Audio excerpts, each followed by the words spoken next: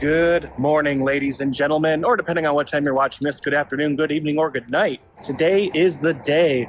I am heading to Troublemaker Studios shortly. I'm waiting on my Uber, and we're going to be doing a tour of Robert Rodriguez's studio. This is for a new film company that he started last year called Brass Knuckle Films. So I invested, and as a part of the investment, you got to do like this in-person kind of like meetup thing that he is doing at a studio. They've already done a couple so far, and this is the last one, but it actually just happened to line up perfectly at the same time that I'm actually heading to Vegas tomorrow for CinemaCon. So this kind of worked out perfectly. I was like, all right, cool. I can, you know what, take a quick stop to Austin for a couple days and then head to Vegas from there. So that's what I'm doing. I'm super excited. I don't really know what I can show when I get there.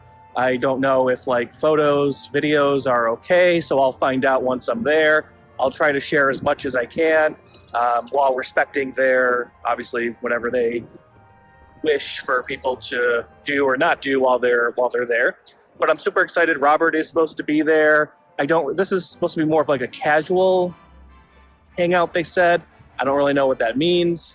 It's supposed to go for about 2 hours, but hey, man, whatever happens, happens. I'm just super excited to be able to do this, and hopefully maybe I'll get to meet Robert, even for a quick second, just shake his hand. So I'm super excited, and I think the next time you'll see me, we'll probably be pulling up to the gate at Troublemaker Studios. It was easy. So, restaurant needed everything.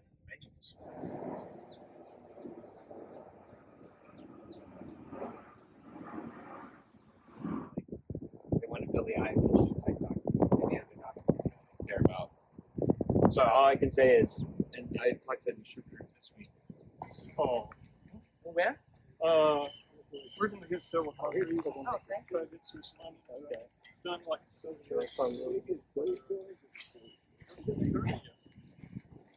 Figure out where to go. I can imagine myself over these nice old areas. Yeah, it's a good shot.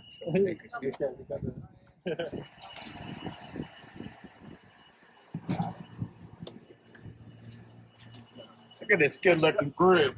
If there's stuff you don't want us to photograph. No. Free game. Okay. Go ahead.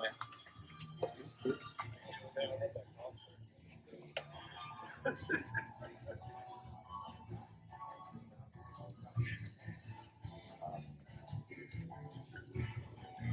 what he said, guys. Yeah, they just had the 25-year anniversary for Spy Kids. Yeah, it's so funny because like when I was a kid, I was Spy Kids, and I didn't even know that you could progress it all, and I was like, oh, totally, dude. Right. Oh, wow. All this stuff. That's awesome.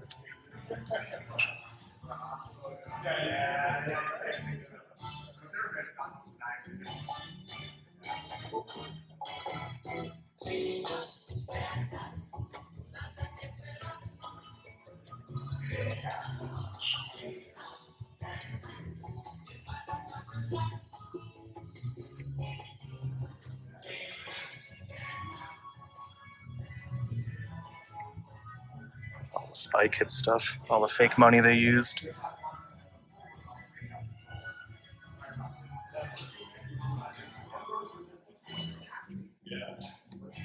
That's a lot smaller than it looks like in the movie. Yeah, right.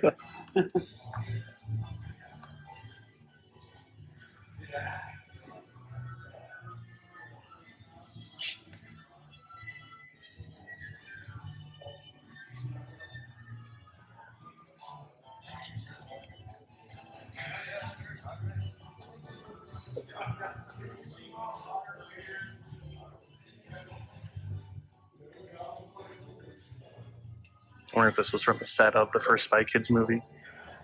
So this is from Spy Kids, and you can just see all the little details in each finger. It's pretty cool. And there is the little plane that they take in the first Spy Kids movie, and it is as tiny as it looks. I mean, the joke in the movie is that they can only fit one person. It's only for one person. So they got to sit on each other's laps. And yeah, I don't even think I could even fit in that thing. It's got all the Sin City posters representing. And a bunch of Spy Kid stuff.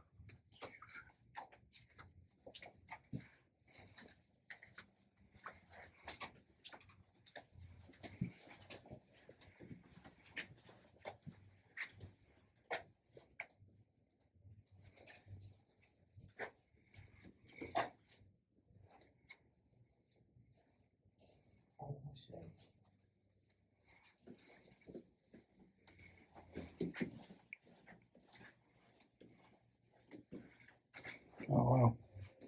Alita Battle Angel. Nice.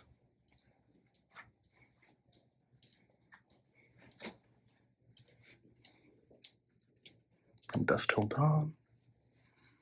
Predators.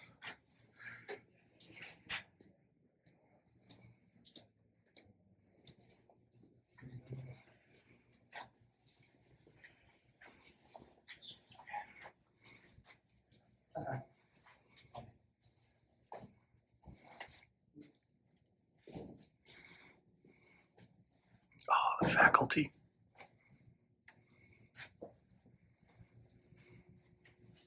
That's one of my favorites.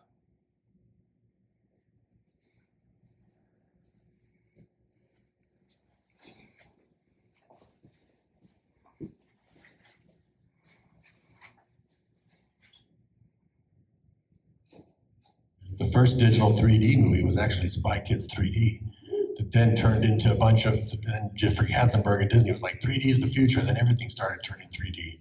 Jim Cameron and I and George Lucas would go around to all the distributors, all the exhibitors, trying to get them to switch over to digital cinema so that it would be ready for 3D by the time Avatar came out in 2007. But I had done that one in 2003, and one of the demos they showed was from Spy Kids 3 to show, hey, this is the future. You can make more money off of 3D. You can charge more for the tickets, and it can't be pirated. And all this, all this song and dance that got theater owners to switch all their gear over to digital. So yeah, a lot of innovation can happen if you just question everything. And if you're a filmmaker and you think, well, I need to move to LA, stay in your homes and work from your community. I mean, me and Richard Linklater staying here built up everything you see in this city came from us just staying here. We wanted to stay home and build up our own film community. And you ended up being really cutting edge, having a lot of creative freedom, and the ripple effects of everything we've done here is just massive because it changes the landscape of your community. So the first book I did was Rebel Without a Crew. That was just my diary. Now, you know why I kept that diary? Was a good idea. Yeah, I thought it was a good idea to keep the diary, but the reason is very different. The reason is I always kept a diary sort of in my dad had given me a day planner actually when I went to college because he was a salesman, which a lot of filmmaking is being a salesman. You have to go sell people on your ideas. I'll give you some insight into that when everybody's here. But he gave me a day planner, and it was one where you write down your appointments on the left. It had the different time slots. And on the right, you wrote what you actually did at the end of the day. And I was just in college, but I was like, wow, the side of the left is really kind of bare.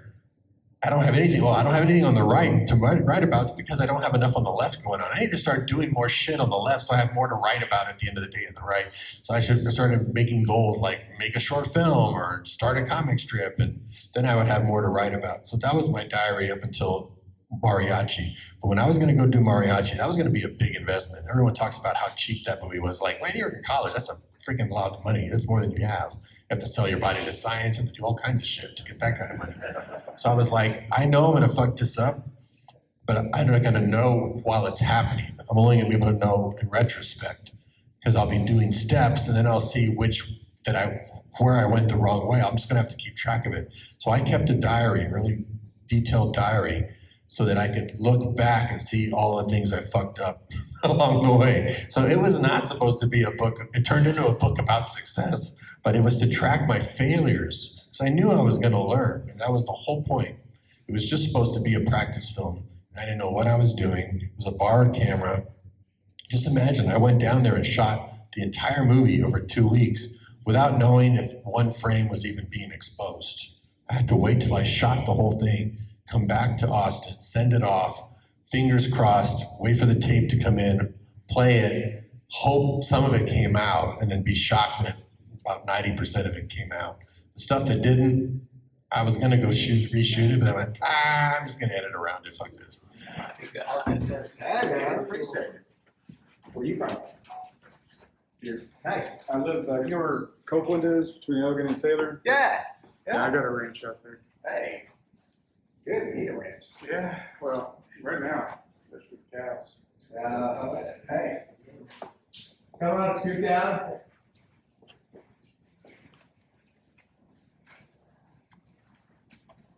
She's really that short.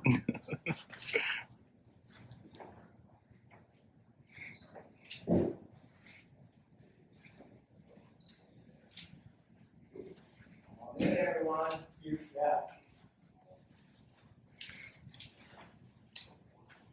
Last one? All right.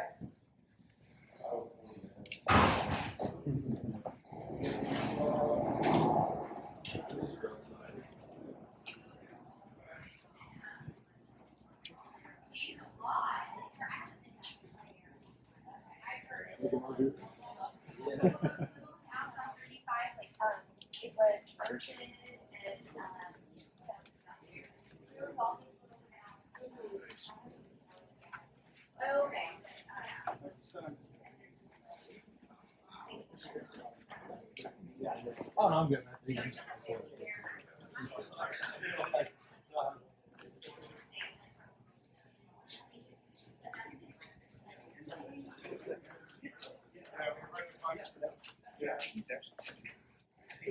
Yeah, that's so funny. You, yeah, crazy. Yeah,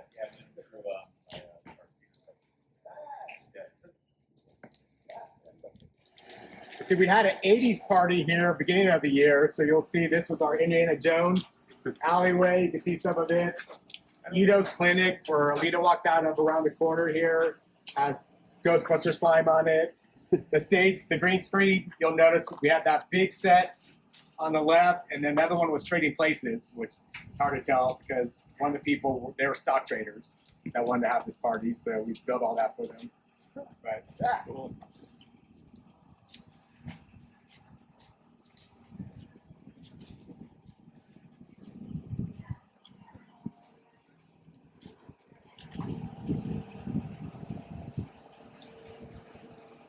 This was the entrance to the Kansas bar in Alita. And then the Kansas bar we built in stage 2. Check it out.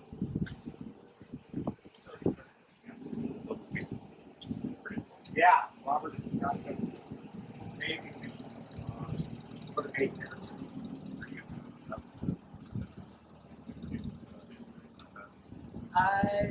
We've got some inquiries about investors being active, but not producing.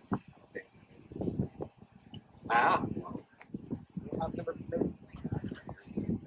Is this from Planet Terror? It is. Oh, yeah. awesome. Yeah, and Machete. Yep. Oh, sweet. Oh, no, the Bone Shack Planet Terror.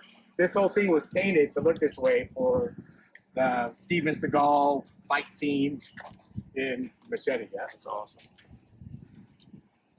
Some of our movies: Sin City, Machete, Spy Kids, Grindhouse, and then there's a People Mover from We Can Be Heroes, and the little thing that Mahershala Ali steps out of in Alita.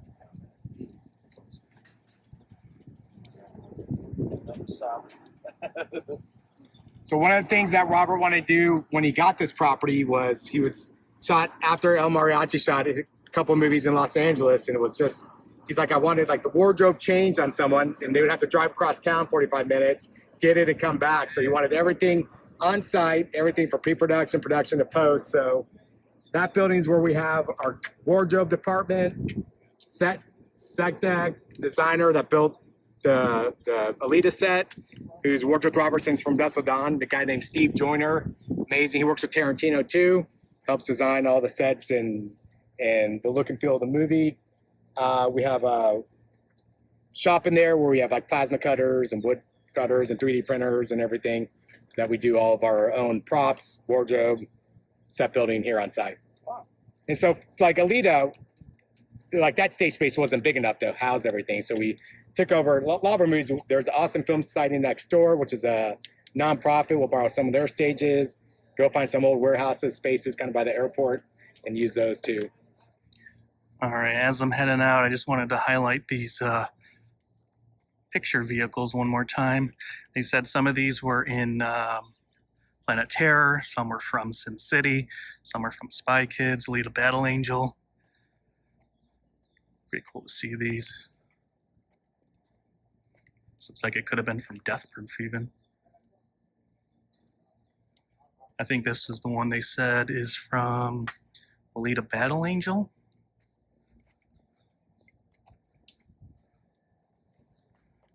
This looks like it's from Sin City. This looks like Marv's car, Mickey Rourke's car. We got this Brand X, it says on the license plate. Cool.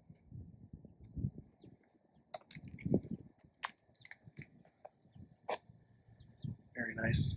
All right, and that's going to do it today here at Troublemaker Studios. It actually went on a bit longer than I thought it was going to go for. It's like, I think 3:30 right now, and it said it was going to end at 2, so I'm not complaining.